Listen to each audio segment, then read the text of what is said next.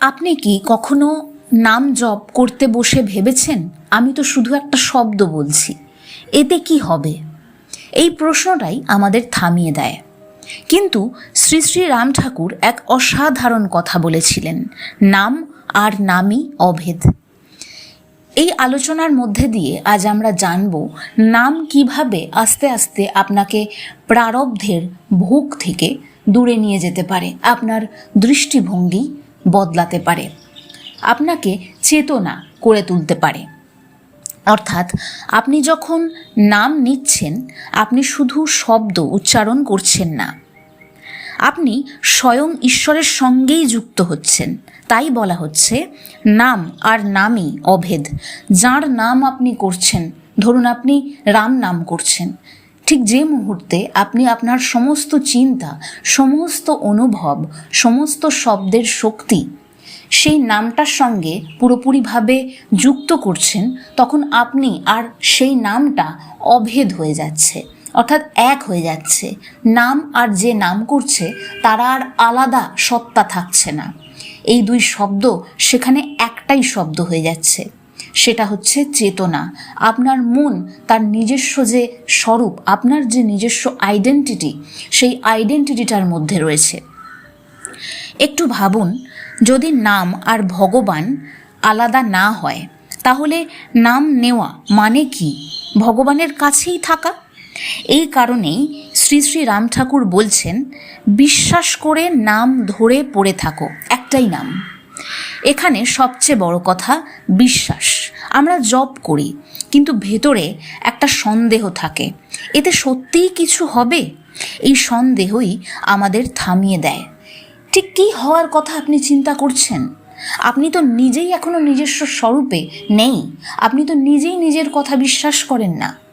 আপনিই তো সেই চৈতন্য। আমরা কথায় কথায় বলি, আমার মন খারাপ, আমার মন ভালো নেই, আমার খুব আনন্দ হচ্ছে। এই কথাগুলো আপনি বলছেন কি করে? তার মানে এই অনুভবটাকে আপনি দেখছেন, তাই তো আপনি এই কথাটা বলতে পারছেন যে আমার মন খারাপ, আমার মন ভালো নেই, আমার খুব আনন্দ হচ্ছে। তার মানে আপনি দেখছেন বলেই এই মন্তব্যটা আপনার পক্ষে করা সম্ভব হচ্ছে।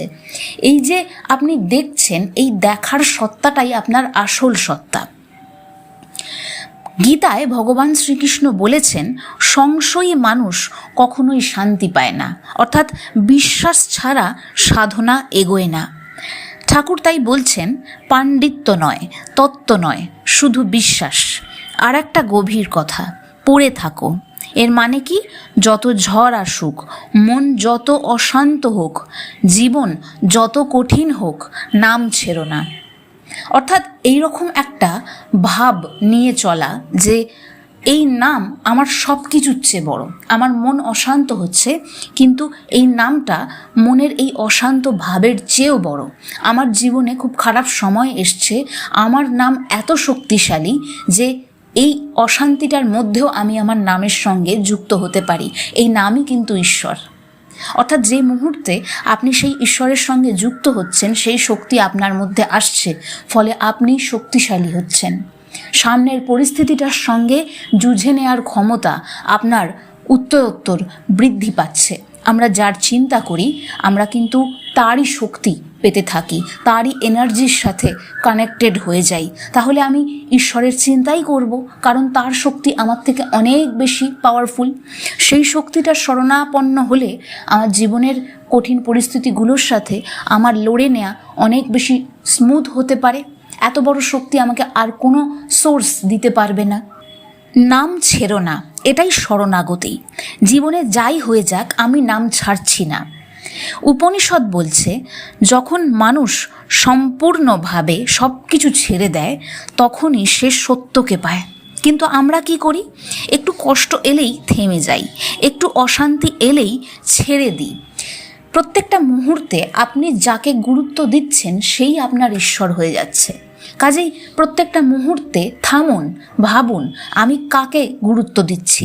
আপনি যে মুহূর্তে ঈশ্বরকে গুরুত্ব দিচ্ছেন সেই মুহূর্তে ঈশ্বরই আপনার ঈশ্বর, অর্থাৎ আপনি যদি সেই নামকে গুরুত্ব দেন সেই নামই আপনার ভগবান।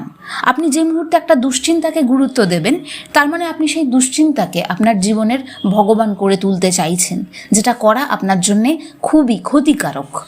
তাই সবসময় নাম করুন যাকে আপনার নিজের ইষ্ট বলে মনে হয়, যার নাম করতে আপনার ভালো লাগে তার নাম করুন, ভক্তি ভরে করুন, বিশ্বাসের সঙ্গে করুন। সংশয় থাকে বলেই আমরা ফল পাই না। ঠাকুর বলছেন তুমি নাম ধরো, বাকিটা নিজে থেকেই হবে। এবং সবচেয়ে আশ্চর্যের কথা, তিনি বলেননি মনকে জোর করে স্থির করো, কারণ মনকে জোর করলে না মন আরও অশান্ত হয়। এই জিনিসটা আমরা সবাই অনুভব করেছি। তাই তিনি সহজ পথ দেখিয়েছেন, নাম করতে থাকো। মন অশান্ত, নাম করো। মন ছুটছে, নাম করো। মন বসছে না, নাম করো। ধীরে ধীরে নাম নিজেই মনকে টেনে আনবে। এটা ঠিক যেমন নদী নিজে নিজেই সাগরের দিকে যায়, তাকে জোর করতে হয় না। এইখানেই লুকিয়ে রয়েছে গভীর রহস্য। তুমি মনকে ঠিক করবে না, নাম মনকে ঠিক করবে। আর যখন মন ধীরে ধীরে শান্ত হবে তখন তুমি অনুভব করবে তুমি শুধু জপ করছো না, তুমি সংযোগে আছো। এই অবস্থায় প্রারব্ধ চলবে, জীবন চলবে, কষ্ট আসবে, কিন্তু তুমি ভেঙে পড়বে না। এবং আস্তে আস্তে তুমি দেখতে পাবে অনেক কষ্ট তোমার কাছে ফুলের মতো নরম হয়ে যাচ্ছে, কারণ তোমার ভেতরে একটা স্থিরতা জন্মাবে। তুমি যে কোনো জটিল পরিস্থিতিতে অনেক ভালো সিদ্ধান্ত নিতে পারবে। এটাই আত্মজ্ঞান শুরু হওয়ার প্রথম ধাপ। শেষে ঠাকুর আমাদের যে আশ্বাস দিয়েছেন তাতেই সব হবে। এটা কোনো সাধারণ কথা নয়, এটা একটা প্রতিশ্রুতি। এবং সেই প্রতিশ্রুতি তিনি তার নিজস্ব অভিজ্ঞতা থেকে আমাদের সঙ্গে শেয়ার করে নিচ্ছেন। তুমি যদি নামকে সত্যি করে ধরো তাহলে জীবনের যা যা দরকার সব ধীরে ধীরে নিজে থেকেই ঠিক হয়ে যাবে। শেষে শুধু একটা কথা, তুমি কত জপ করলে সেটা বড় নয়, তুমি কতটা বিশ্বাস নিয়ে জপ করলে সেটাই বড়। কারণ নাম আর নামই এক। তুমি কতটা সেই একাত্ম হতে পারছো তোমার নাম করার গভীরতার উপর নির্ভর করছে। আর তুমি যদি নামকে ধরো তাহলে তুমি ইতিমধ্যেই তার কাছেই আছো। জয় রাম, জয় গোবিন্দ।